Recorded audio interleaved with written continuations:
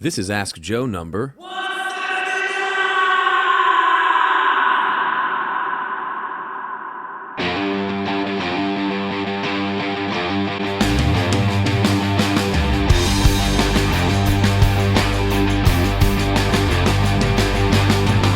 Hello, everybody, and welcome to the podcast, also known as Ask Joe, also known as the Home Studio Corner podcast. We're not good with names around here, as evidenced by my band still doesn't have one, which I would like your opinion on that. So if you're watching live, but especially if you're listening to the recording, head over to homestudiocorner.com /AskJoe179, or if you're watching this on YouTube or on Facebook, leave a comment below, because I want to know something. So I've started this band, right? We're playing my music, and so far I've just called ourselves Joe Gilder, because that's what my last 4 albums have been. It's just been Joe Gilder. So the idea of having a band name something else feels like we'd lose any what little momentum I might have as an artist might be lost by calling us the Monkeys or something. We're not going to be the Monkeys, but anyway, so then we played a show, and Joe Gilder was just, I'm the artist with a band, and so many people are like, what's your band's name? And then you say Joe Gilder, and like, your band's name is your name? And I'm thinking, how many different artists do you go see? Insert artist here, that's just them, and then there's a band. But anyway, but I don't want to do it because of my ego. I don't want it to be because I'm so full of myself the band has to be called Joe Gilder. It's just we're doing all these songs that I've done as a solo artist, and so having my name attached to it seems like it would make sense from a marketing standpoint. So we're right now in the process of thinking through Joe Gilder and the Wild Cards or something like that. So I'm just curious your thoughts on that. It had long text conversations with my brother-in-law / bass player about it, and he agrees that my name should be in it, but that if it's just my name, that's not really typical in the rock world. It's the Foo Fighters or it's Tom Petty and the Heartbreakers. So that's kind of the place we're in right now. So anyway, I'm new to this whole band thing, so I'd love some wisdom. If you have any wisdom or insight, I did post a couple weeks ago asking for band name suggestions, and there were some good ones. My favorite was Joe Gilder and the High Pass Filters, but it's a bit of a mouthful. But JG and the Rustlers is one that just came through on the live chat. That's kind of cool. So anyway, lots of things to think about, but that's kind of where I'm at. So today what we're going to talk about, I'm going to talk a few minutes about something that I tried recently, and then we're going to get into your questions. If you have questions for the show, you can ask them on Facebook and on the live chat if you attend the live chat. These are going to be happening every Tuesday at 1 p.m. Central, so maybe you can coordinate your lunch break around this time, hang out, eat a sandwich, and somebody just said Joe Gilder and the Replacements. Since they're all hired hands with their own projects. That's true. They're all fantastic musicians, and almost all of them are artists as well. And all the band name suggestions are coming through on the chat, so that's going to be distracting for the rest of the show, which is great. But Tuesdays at 1 o'clock Central Time, if you can make it to the live chat as I'm streaming this, it's fun, or you can just catch the recording. That's fine too. So today I want to talk about going clickless. So if you've been around the recording world for a while, you've heard the phrase click or click track, referring to a metronome, a guide track, a thing that you use to keep tempo. So you start playing the click at 120 BPM, and then you play the song so you stay in tempo. There's a couple reasons to do that. One, if you're like me, I get excited, I tend to speed up.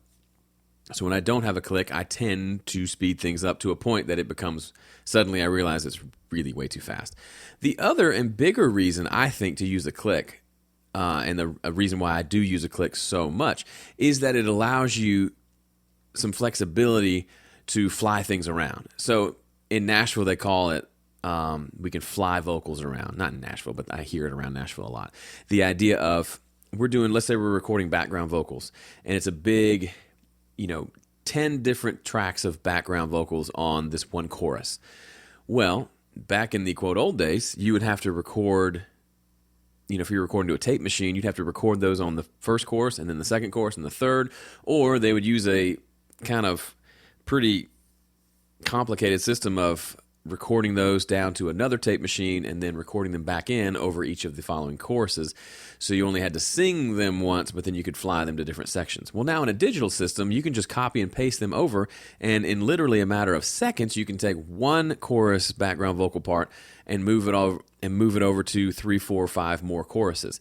The problem in doing that is if you didn't record to a click track and the tempo has varied a little bit, which is it's likely to do because we're human, then there's a good chance you can't copy and paste those things because the first chorus is going to be slightly slower than the second and the third, so you can't fly things around as much. Or if you've got the lead vocal done, but there's just one chorus where he just doesn't quite have the energy you want, and you want to swap out one phrase from the first chorus for that last chorus, you can't do it because the last chorus was a little faster and the vocals don't line up anymore. So those are reasons why I like to use a click track. Another big reason is when I'm recording full band stuff, especially if I'm piecing it together, or even if we're all recording together, if drums, bass, and guitar are recording and the drummer nails take 1, but we record a couple different takes, the bass player nails take 2, and I nail take 3 on guitar because it takes me longer to get there, I can take all 3 and I can blend them together, right? I can choose take 1 for the drums, take 2 for the bass, and take 3 for the guitar,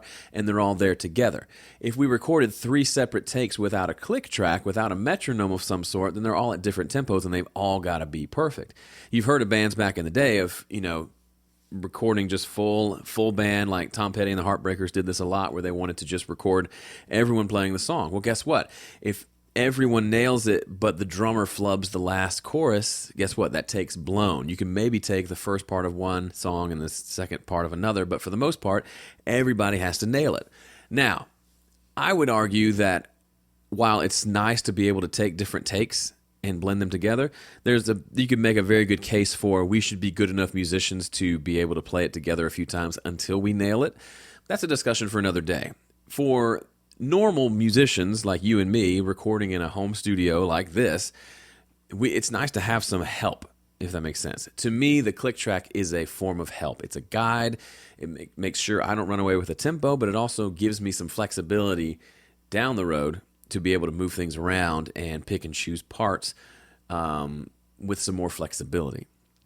So those are reasons why I think you should use a click. However, I have in several instances in the last month gone clickless, and I'll be honest, it's a little freeing, but it has also reminded me of why I like a click.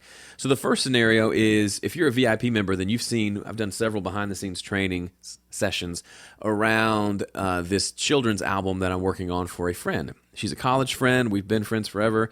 Well, actually, we were friends in college, and then they got married. We got married. We moved away. I sang in her wedding, and then out of nowhere, she lives down in Murfreesboro now, which is about 45 minutes away. Out of nowhere, she calls me up or hits me up on Facebook and says, "Hey, I want to do an album. Will you record it or produce it for me?"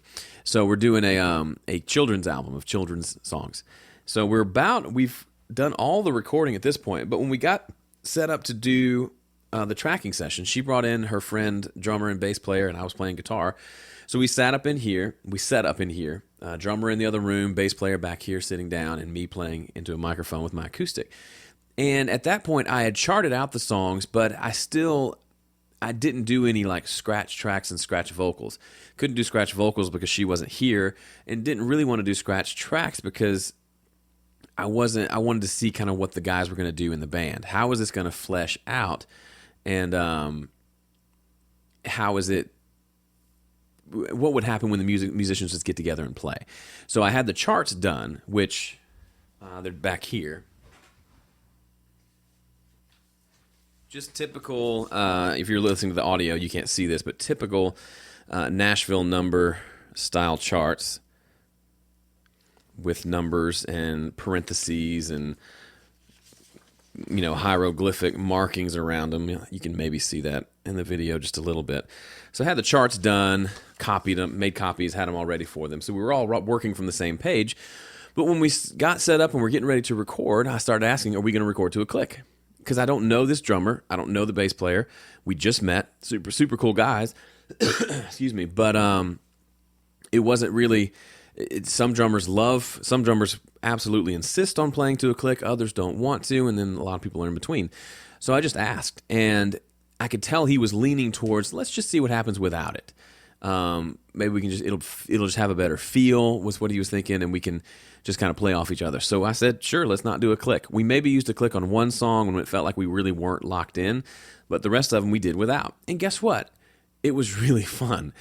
Is it a little sloppier now after the fact? Sure. Are there parts where me as the guitar player or the bass player or the drummer get off track a little bit? Yes. And I'll have to figure out ways to kind of tighten those up with some editing.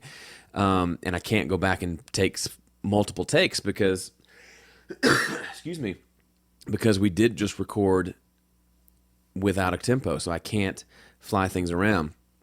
But I kind of like that. I kind of like that I've backed myself into a corner and I can't actually... I can't do a lot about it. So it gave us some pressure to get it right the first time and to really knock it out. So if we were recording one and we just didn't do well, we'd recorded it again. You know, normal stuff that we maybe tend to forget about. The more we work on music and the more we maybe become used to being able to fix things later, and we don't focus as hard on getting things right the first time. So anyway, all that to say, it was a really fun project. And even at church when I was playing, I want to say the week after we tracked drums, I said, let's not use a click this week either, because you play with in-ear monitors and we use a click live as well. And we did it, and it was fun. At the same time, like I said before, I like to speed things up. I got really carried away on a few songs, and it really was missing the click in those moments. But I think it's good to be able to do both. If you have a hard time sticking with the drummer, then maybe practicing to a metronome is a good idea.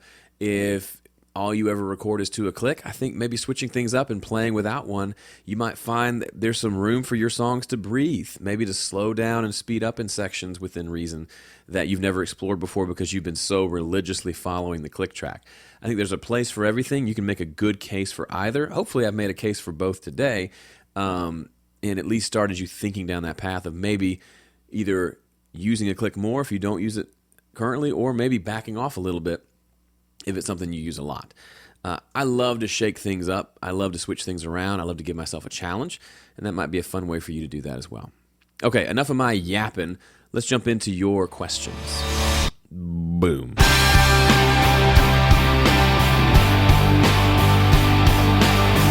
Okay, we got a feisty group here in the YouTube live chat room. Their comments have been flying up as I'm talking, and I'm trying not to be super distracted, but you guys are funny. Let me see if I got some questions over there. We'll jump into there, and then I'll check Facebook and Twitter, see if any questions have come in from those places as well. Here's one from Egbert and No Bacon.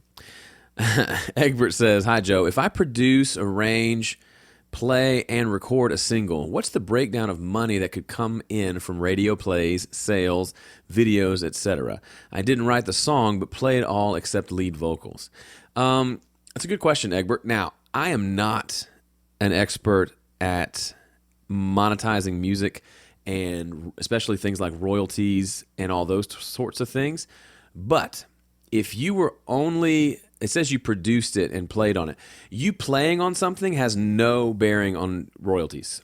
So I could write a song and then I could produce the album but have someone else play everything. I'm still the songwriter. I still get royalties on that. I can pay him for his time to record those things, but unless he's a producer or a co-writer, then, or possibly the singer. There's some weird rules around singers, but if I sing it and have someone else play all the instruments, it's still my song, my royalties. That's the way I understand it. As a producer, then I think a lot of that stuff's negotiated. I think the royalty amount is the same, but it gets split between the producer and the songwriter in that scenario. So producers a lot of times get points, percentage points of royalties that come in. I think that's all contractual. So I don't know if there's a default way that works. I'm sorry, I wish I knew more about this, but that's, in general, those are my thoughts. Now, since I can't speak to that with any sort of expertise, what I will say is this. I tend to not really focus on making money the traditional way through music, i.e., getting it played on the radio enough to make money, getting video plays to make money, getting a record deal so that they sell millions of records. Those things are great. Like, I got my song on the radio for the first time week before last. It was played once, right? I don't even I need to get set up with a performing rights organization so that I do track those royalties as I start playing more and hopefully getting more radio airplay. But I'm not banking on that to be my moneymaker, if that makes sense. Now, if some money comes in from that, great. I want to be in a position to maximize that, of course. But I'm not pursuing that, if that makes sense. What I would rather pursue, and what I wish for so many of my musician followers and friends, is that you take an entrepreneurial approach to your music. So historically, the historical model for making money through music is you have a lot of talent, you make the right connections, you get picked up by a record label, they pay you a bunch of money as an advance to make a record, then you sell tons of records because they've got this big marketing engine behind it, and hopefully once you've sold enough to repay the label what they paid you, by the way, because none of that's free, then you make royalties on top of that of the additional sales. And so it was all centered around selling albums and touring. Those were kind of the two things, right? Well, now there's a bunch of different ways to distribute your music, but there's also less money in it to begin with. So for me, that model, I would say even major artists like a Michael Jackson or the Beatles, they were fantastic as they are, they were still kind of employees in the system. They got into the system and they did really well. But to me, what's exciting in a 2016 world is that we have the ability to reach people in ways that the Beatles couldn't. They couldn't reach 1 million people on their own or 100 million people on their own. They had to go through these channels that had the reach. So they had to go through these major record labels, through all the radio stations. That was the only way to disseminate their information, their music, their stuff. Now, the possibility for you to record a song, upload it to YouTube, and have it potentially go viral to where millions of people watch it and want to connect with you and buy what you're selling, it's possible. Is it likely? Of course, no, it's not. It doesn't happen to everybody, but it's possible because of the internet and all these things. So I would say, yes, if you want to pursue the traditional route, go for it, because there's still people making money and having success doing that.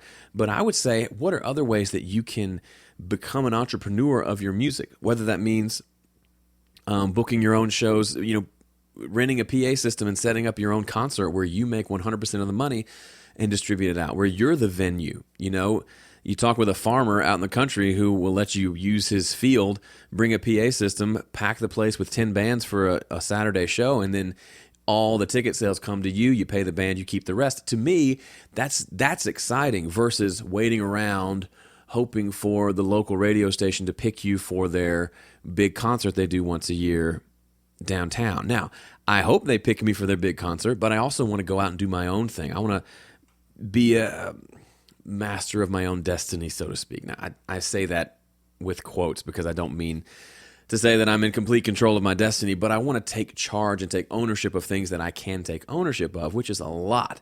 So the more you can think like an entrepreneur, what are ways that you can use your music to create value for people that they'll actually pay for? And that may not look like making a CD and handing it to them to sell it. It may look like making an album, giving that away for free to market your music, and then finding another way to generate revenue through that. To me, that's what's exciting. That's kind of what I do with Home Studio Corner. I'm a musician who makes money through teaching people how to make music through home studios. So it's not a direct, I make music and make money from that, but I've built this thing that provides for me and my family. And then ironically, now that thing is helping me get my music out there, which is what I talked about in the last episode, where the DJ at the local radio station in Nashville is a fan of Home Studio Corner and then played my song on the radio and announced our show. So if I had just stuck with the traditional route of getting a record deal, then it's a binary thing. Either I get the record deal or I don't. Either I am successful or I am not. Versus, sure, pursue the record deal as well as pursuing all these other things and see which one actually works and takes off for you. All that said, I am an entrepreneur, I'm a musician, I am not an expert in royalties and such. So take that with a big old grain of salt. What's the difference between a click track and enabling a metronome? Nothing. It's the exact same thing. Sometimes the click track would actually be a track that you would record, so you could physically see the ticks happening. Back in the day of tape machines, they would maybe save one of the 24 tracks to actually record the click. So they actually use a drum machine playing and then record that to a track so they have that locked in so everyone can hear it as they do overdubs and stuff like that. Now it's just a metronome feature in your software that you don't have to actually record to a track, although you can, and most systems allow you to record it to an actual audio track if you want that. Christian says, thoughts on hardware summing. So I don't have much of an opinion either way. If you're not sure what he's asking, hardware summing is this idea. There's a concept of there's something about the way an analog mixer sums the audio, meaning it combines all those 24 or 48 tracks. It has to bust them together and combine them together, right? And the way that it goes about doing that can either help or hurt the sound. It has to do something to the sound to get them all to fit together. And the idea is that analog summing sounds better than digital summing. That's the premise. And so for people who are mixing inside of Studio One or Pro Tools who are mixing digitally but want to benefit from analog summing, they make these summing boxes that have 8 or 16 or possibly more analog inputs that literally all it does is it's just a line mixer. You bring all 16 inputs into it and it spits out one pair of stereo outputs that you then record back in as your final mix. The catchwords that they use around it is that it sounds fuller, the bass is deeper, there's more separation, wider stereo image. Those are the things they say. I'm not sold on it just in the sense that I don't use it. And you have to have enough outputs in your interface to pull that off, and you have to bounce everything down in real time. And to me, there's a convenience factor that gets missed by going that route. And I just don't think, if my mixes are flawed, which they are, and if my mixes could use improving, which they could, I don't think an analog summer is what's going to do that. It's going to be more of me getting better at my craft. So all for them. If you want to try them and use them, there's certainly something to them, right? It's just like, is a $5,000 Les Paul better than a $1,000 Les Paul? Yes. Is a $100,000 Les Paul better than the $5,000 Les Paul? Maybe. Could you make a great record with any of them? Yes. So as with everything, there are certainly, just because there are better options doesn't mean that's something you have to do. Just because a $100,000 Les Paul exists in the world, it doesn't mean that I can't make good music, right? Just because there's someone out there who's better at recording and mixing than me doesn't mean I can't still be a fantastic musician and recording and mixing engineer. Well, just think about it this way. Do you have a single favorite band? Is there one band and it's the only band you ever listen to? Like, you literally only listen to their music. Chances are nobody listening to this only has one band that they like. You probably have hundreds of bands that you listen to, and then probably a core 10 or so that you listen to a lot. That would be your favorite. And guess what? Does the fact that you have the Wallflowers, some of their old stuff in there, along with Led Zeppelin, along with Foo Fighters, does any one of them being on your list take away from the others? Because you have Foo Fighters, does that make Led Zeppelin any less awesome? No. We have room for all of it. So in the same way, just because perhaps, you could say Jimmy Page is a better guitar player than Dave Grohl doesn't make Dave Grohl's guitar playing bad. It's just maybe not as technically good or whatever. Anyway, that's what I'm getting at. It's worth exploring if you want to. To me, I think there is more room for improvement by just improving your skill than by improving how your system is summing things. I'll tell you, being in the position that I'm in, I get to hear lots of music from lots of people in home studios around the world.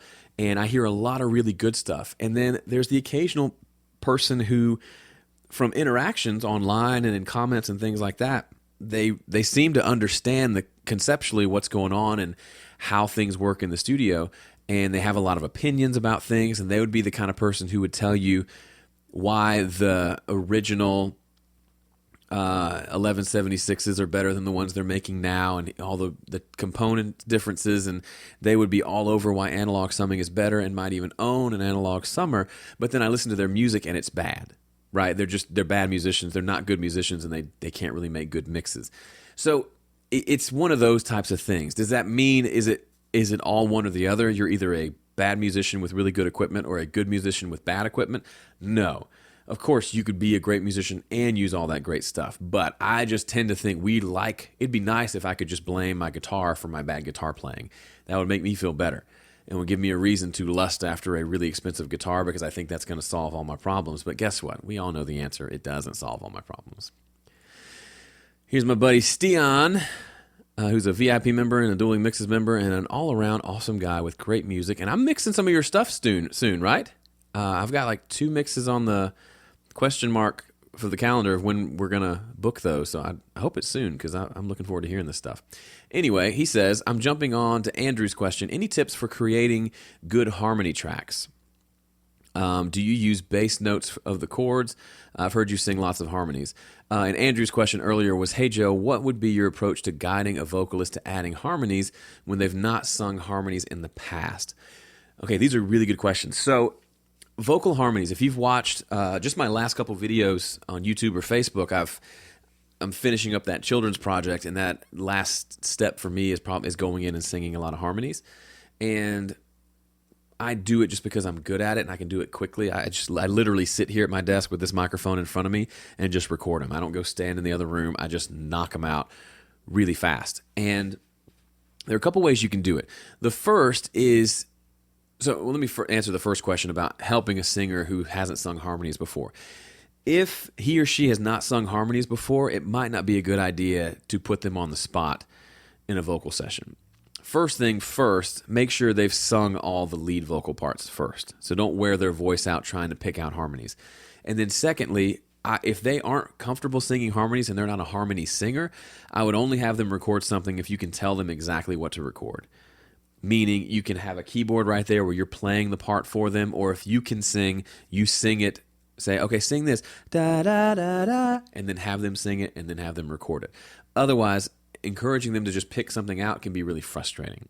So as far as the question of any tips for creating good harmonies, one great tip, harmony is all about, you're essentially creating another instrument. It's kind of like recording, and specifically I'm talking about oohs and ahs, more pad type sounds.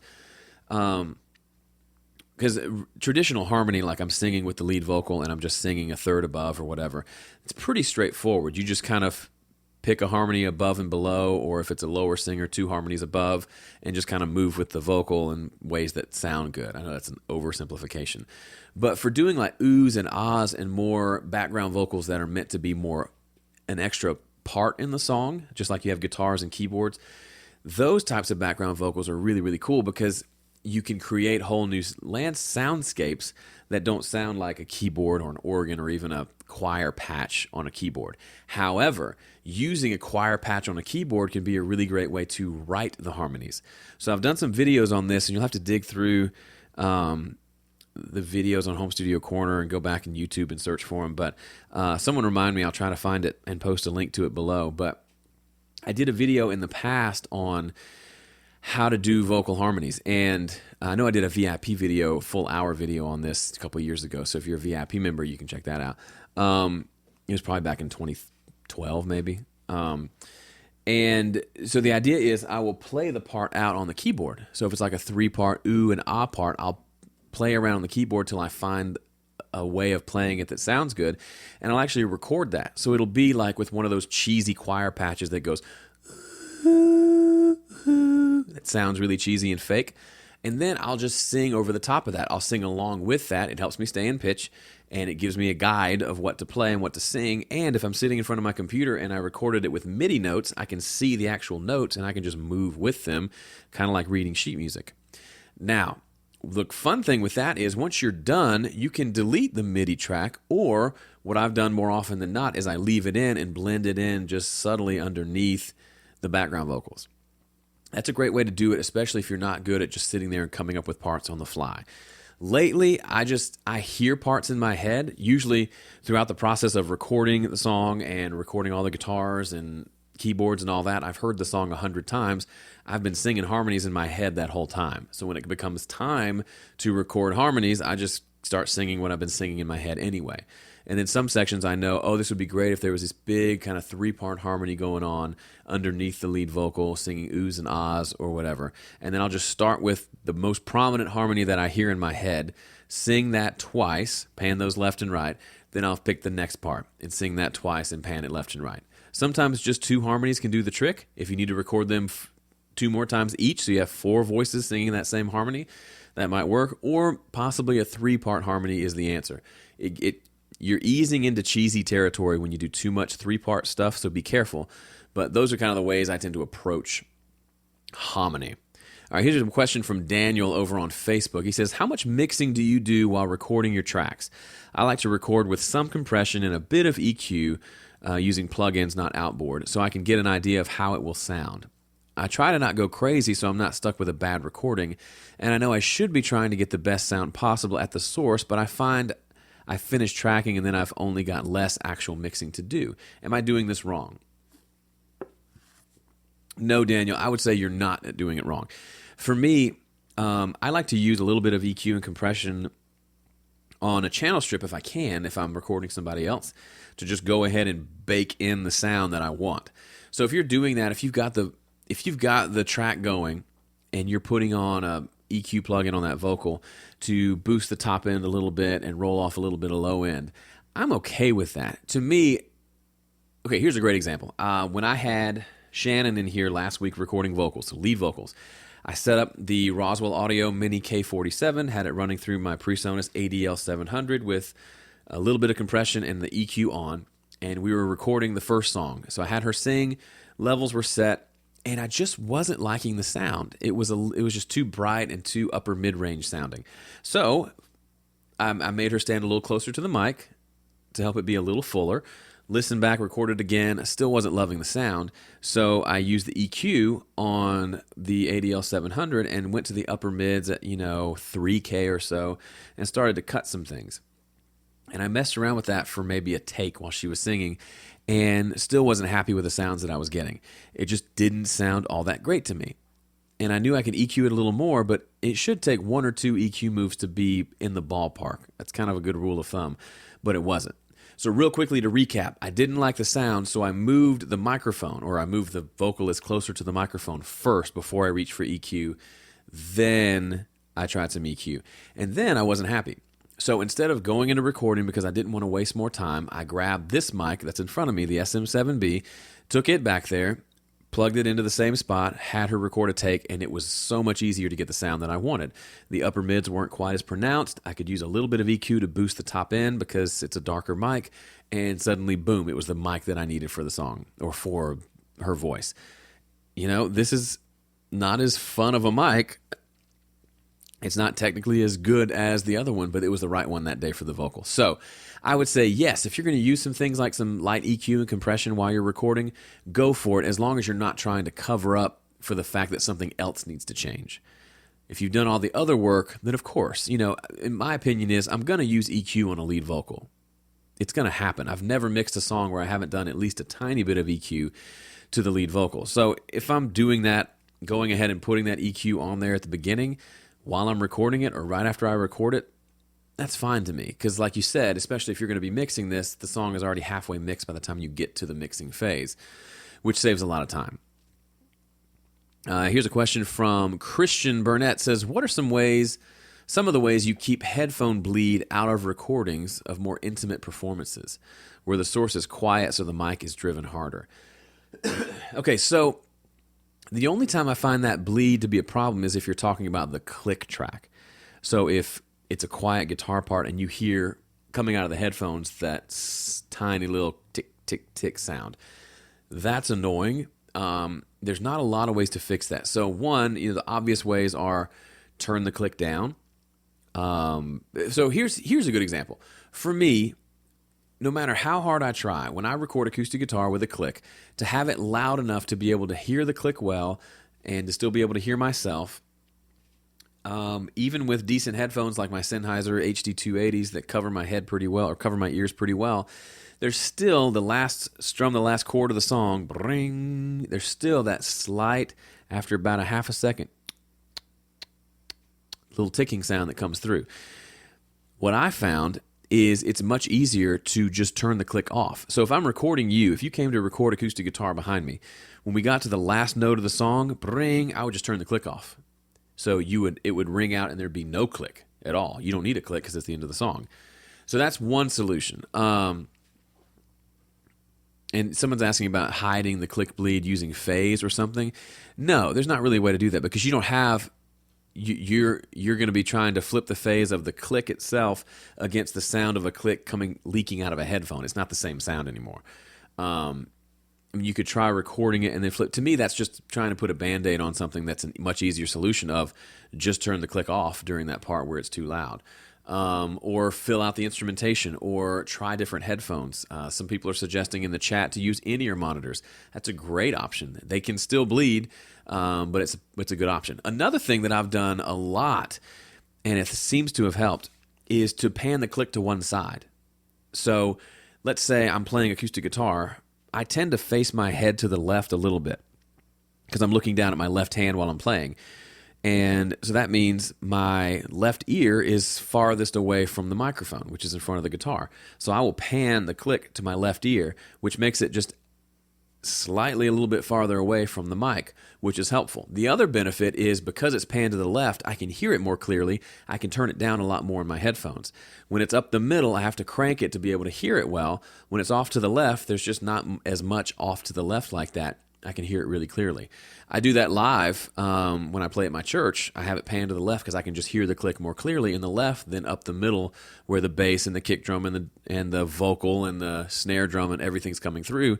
I hear it much better over there. So those are some just suggestions. There's plenty more, but I would try to figure out ways to solve the problem without trying to fix it later in the recording. Good question, though. Here's one from John. He says, and this might be my last question. Yep, I think it is. So this is from John. He says, does it cost the customer more if their performances are sloppy versus, say, a studio musician, since editing takes forever? Does it cost more, or does it cost the customer more? Well, that's a good question. So studio musicians are great because they nail it and they don't require a lot of fixing later. So my buddy Tim Horsley, who's my drummer, I record him. I don't do drum editing when he records because he is spot on tempo. But if you're worried about that happening, somebody's suggesting charging by the hour and going that route. I tend to charge by the project, but sometimes if I know it's an artist who's not super killer, I'll just work more into the price. So I'll say, it's going to take us 2 days to do guitar instead of 1 because I know that this person's not a fantastic guitar player and that's how long it's going to take. So a lot of it is you knowing how long things are going to take and estimating that, hey, this is going to take longer because this person's not a great guitar player. Sometimes it'll bite you in the butt, but I feel like charging by the hour can be a valid option as well. I like charging by the project and then working hard to get it done in the most efficient way. It's just a fun challenge I like to give myself. All right, we're out of time. Got to go. See ya.